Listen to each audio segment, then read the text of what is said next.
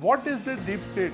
It is those who pull strings behind the curtain. Almost everybody that is powerful, the corporate sector, the military intelligence, they sort of egg the governments to a particular direction.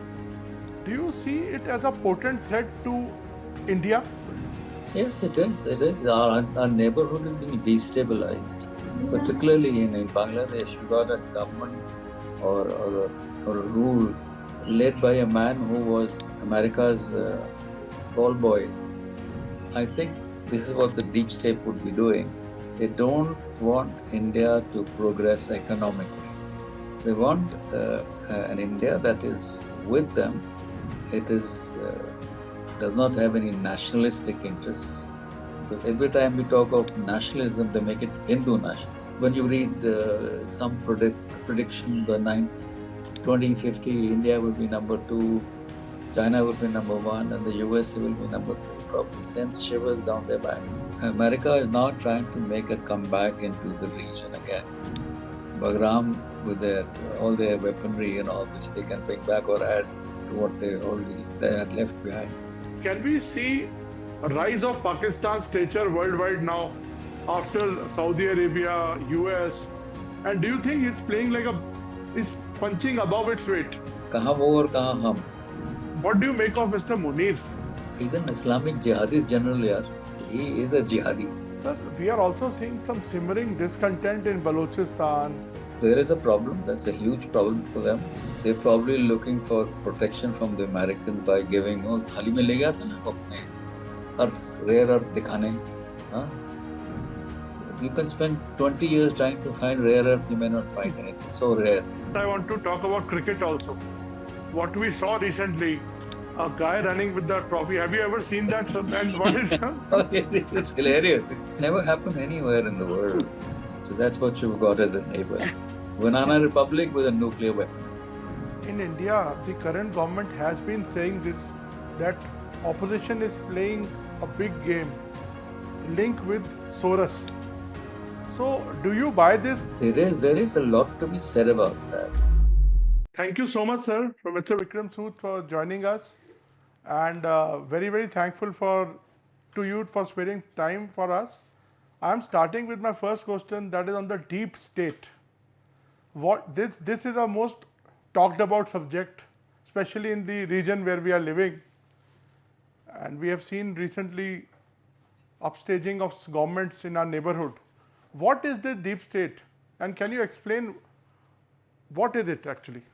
Actually, this is a term which was first invented, or shall I say used, was in Turkey, where the intelligence chief, the military and the army chief had an car accident in which they also had the drug dealer with them, with all his money, drugs and weapons. They all died.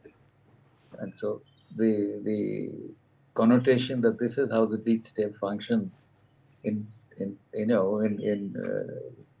close collaboration with each other. But I think the meaning has evolved over time. It is those who pull strings behind the curtain, and it includes almost everybody that is powerful, the corporate sector, the military intelligence, and they sort of egg the governments to a particular direction.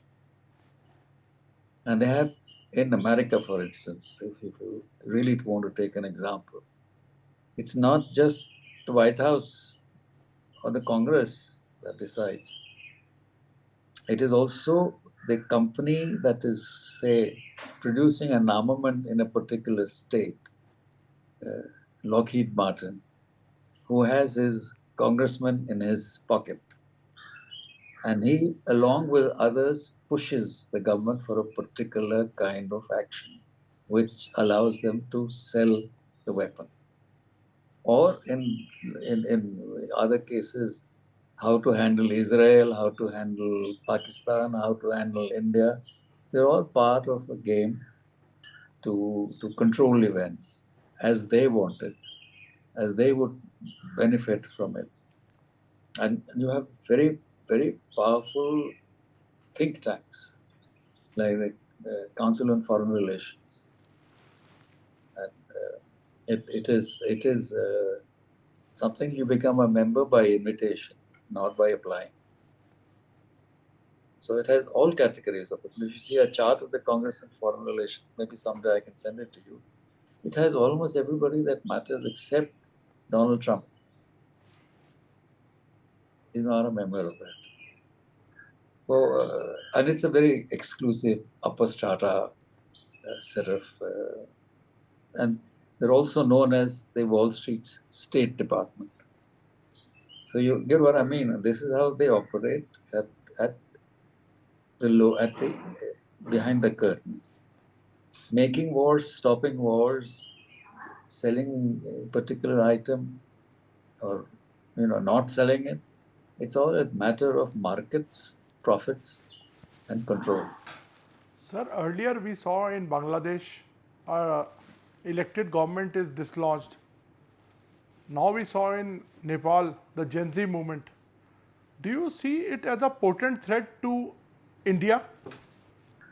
Yes, it is. It is. Our neighborhood is being destabilized, and particularly in Bangladesh, you got a government or a rule led by a man who was America's ball boy for a long time, and now he's sitting there, not even the president, just there as the head of the interim government, and he is now controlled by the Islamists who have no love lost for the Indians and the Hindus. So that's where the spark lies. And what about the Gen Z movement which we saw next door in Nepal? I am not too sure whether it was totally started by the Americans, but these movements have a tendency to get after some time get led by somebody. If you remember, the Arab Spring started on its own, then suddenly you found a chap called Wahed Gomail, sitting somewhere in the UAE on Twitter. He was giving guidance and support, and the people were acting on his guidelines. When the Arab Spring in Egypt ended, Mr. Gomez upped and away, then he went back to America. So, is there a link? You had this American counselor who also was involved in destabilizing governments elsewhere, who was visiting, I forget his name, Donald Liu, I think, who came to Bangladesh. Before that, he had gone to, he had also, I think, gone to Ukraine, and things turned around upside down. So there is a connection, but you can't pin it down. You can't write it. This A and B is equal to AB, but it's there. The fear or the belief remains. हुआ है, किसी ने कराया है. Sir, in India, the current government has been saying this, that opposition is playing a big game in link with Soros. So, do you buy this, sir, that opposition is trying to destabilize playing along with American based Soros? There is a lot to be said about that. The way the statements are made, the way Soros himself has been talking about us, the way they assist NGOs here, and then you have political statements being made by our political opposition, which seem to suggest a coalition between them and those people outside. I'm sure the agencies concerned would know, but on sitting outside, I would think there is a connection. There is a connection. Do you think this can be a big potential threat for Indian stability? An internal threat is always greater than the outside threat. But sir, coming to our neighborhood again, Pakistan is now sharing a very good relationship with America again. We have seen Munir being invited by Trump twice. We are seeing kind of a bonhomie which used to be there 30 years back or 25 years back. What is your analysis on it, sir? It, I think, started with Mr. Trump's personal peak when we refused to give him credit for the so-called ceasefire that he brought about. And he's been very upset about that. He's not been, and the Pakistanis, of course, went down on their knee and said, "Thank you, my lord, you've done it for us, and you are fit for the Nobel Prize." So there's a contrast, and here's a man with an outside ego who wants it to be settled, and then he does not want. I think this is what the deep state would be doing. They don't want India to progress economically. They want an India that is with them. It is does not have any nationalistic interests, because every time we talk of nationalism, they make it Hindu nationalism. Okay, so they don't want, because the fear is that you have one big economic power in China, and you have another one in India. What happens to the rest of them? So they've learned their lesson from China. They gave it a lot of assistance, Khula Chutti, and they took advantage of it very cleverly, and now they are the largest economy, I think, in the world. They're going to be. So they don't want that to happen again. And when you read some prediction, the 2050, India will be number 2, China will be number 1, and the USA will be number 3. Probably sends shivers down their back. Also, sir, another development has happened, the pact between Saudi Arabia and Pakistan. It should worry India? No? Dekho, Saudis got frightened after the Israelis bombarded Qatar. And the Americans did nothing. So they need a protection. And I think the Americans edged them on the other side, to do a pact with the Pakistanis. Earlier, the Saudi prince used to say, "I don't need nuclear cover. I can always buy a nuclear bomb from the Pakis." Now it is different. The Pakistanis are now seen in their own eyes to be giving nuclear cover to Saudis. So for Saudi Arabia, it is a deal to seek some protection against Israel. For Pakistan, it is money and weapons and a bit of India bashing.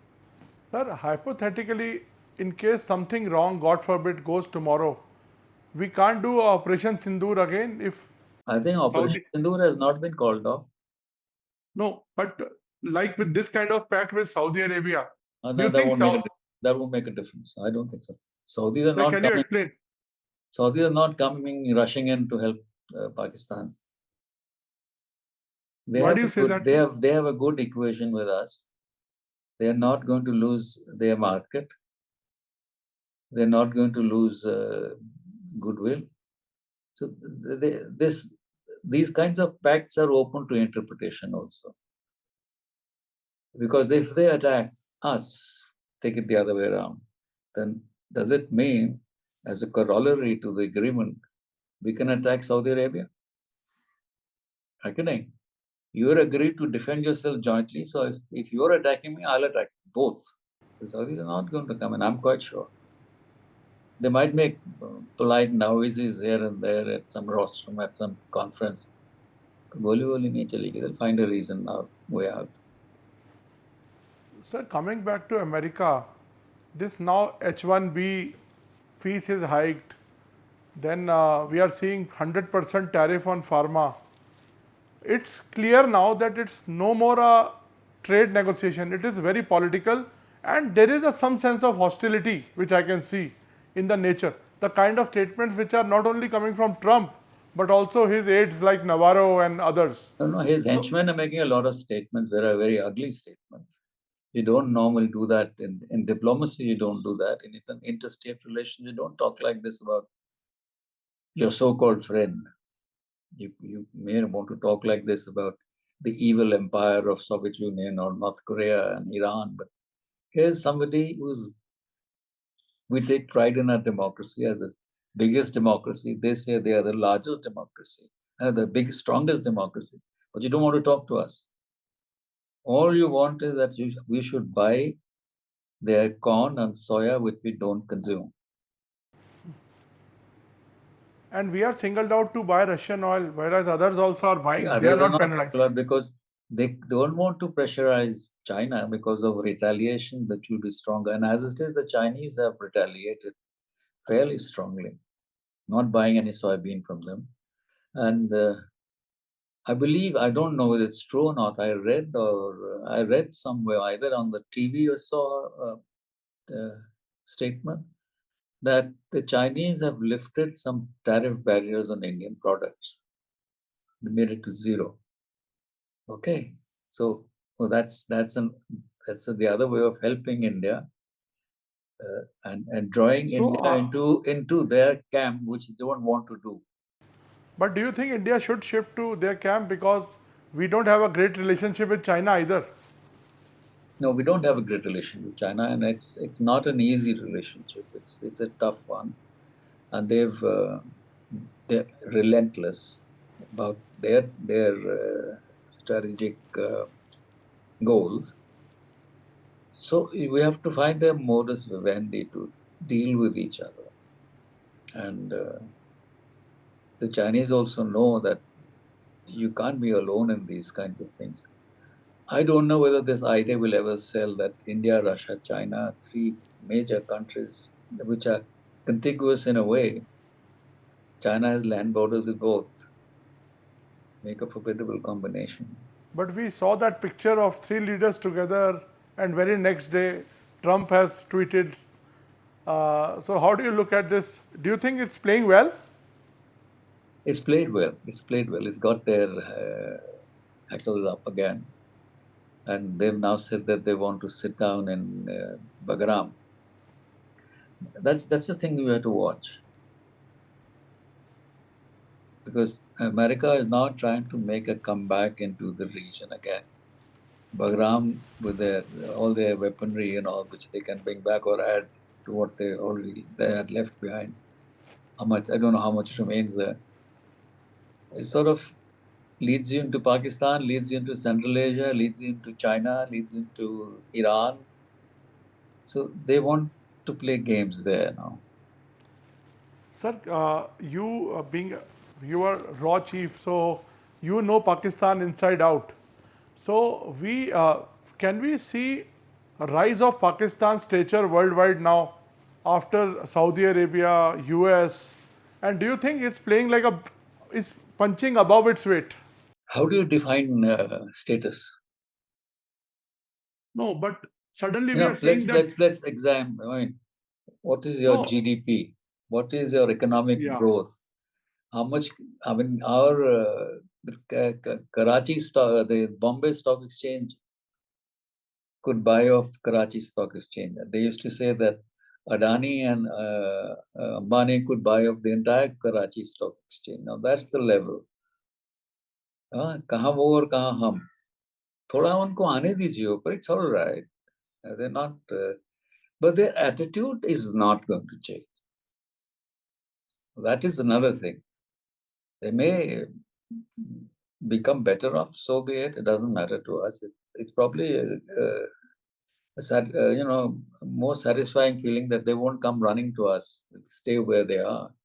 But if they're not going to catch up with us, they're not going to defeat us.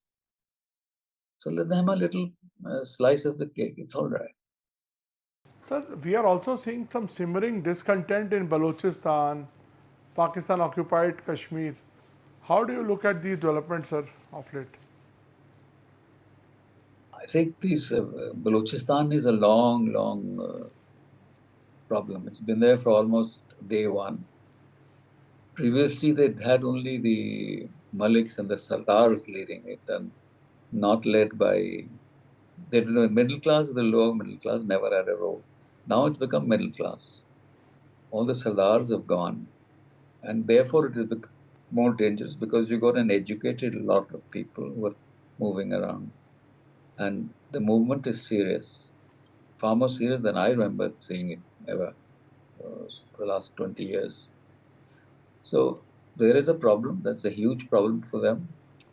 They're probably looking for protection from the Americans by giving, थाली में ले गया था ना वो अपने rare earth दिखाने, हाँ? So you can spend 20 years trying to find rare earth, you may not find it. It's so rare. So let them try and find that out. You'll get some money out of it, and some money will get transferred to Cayman Islands and other places. Some money will get transferred to Geneva and Zurich, London. So they'll have a happy life. That is the level at which they operate normally. And what about PoK, sir? PoK has, I'm not too sure whether it is with us or just against the government. There can be two kinds of disputes. You're fed up with the government. Doesn't mean you're going to join India. But we have seen a lot of statements from the current leadership about getting back PoK. Yeah. Well, that's a nice statement to make. But don't you think that we have capability to do that? No, we're not saying we're going to overrun them. We're saying they should join us. One day they will join us. I think that's my impression. Nobody in authority has said that we're going to take in our troops and go in there. Opposition, not the opposition, members of parliament, other people say we should take it back. So, bolna chahiye. Sir, what do you make of Mr. Munir? He's an Islamic jihadist general, yaar. He's like many of their, he is a jihadi. You must have heard his speeches. Yes, that's what. So, do you think that India, Hindus and Muslims cannot live together. We are jihadis. Can you imagine an Indian general talking like this? Never. Because ours are professional officers. They are ideological officers. And their ideology is to rule. And the definition of victory and defeat is different. If they go into battle, there are 100 people and 90 die, but they capture some territory, it's victory. But if it is the other way around, then it's not a victory. If somebody else comes, takes away your land, but no, I got it wrong. First one was the correct one. That अगर land नहीं छोड़ा हमने, हमारे लोग मर भी गए, तो हम जीत गए. That's it.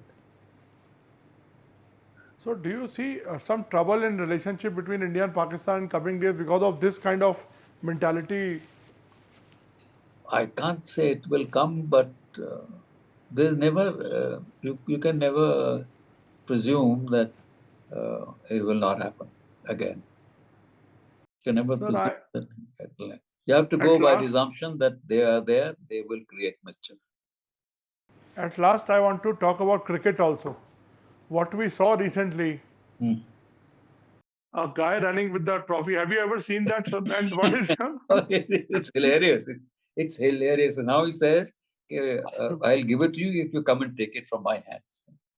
Okay. So have you, sir, ever imagined this happening in any of the tournaments? It'll never happen anywhere in the world. That's a banana republic. That's a banana republic reaction.